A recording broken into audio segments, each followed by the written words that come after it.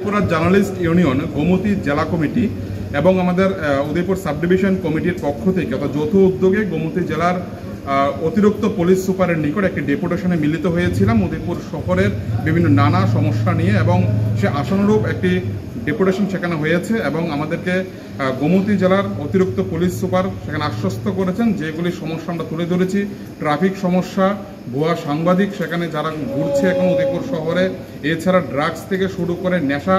এবং এছাড়াও আরও বিভিন্ন সমস্যা, দুর্ঘটনা, যান দুর্ঘটনা এবং আরও ইত্যাদি বিষয় নিয়ে আমরা কথা বলেছিলাম এবং তিনি আশ্বস্ত করেছেন আগামী কিছুদিনের মধ্যে সমস্ত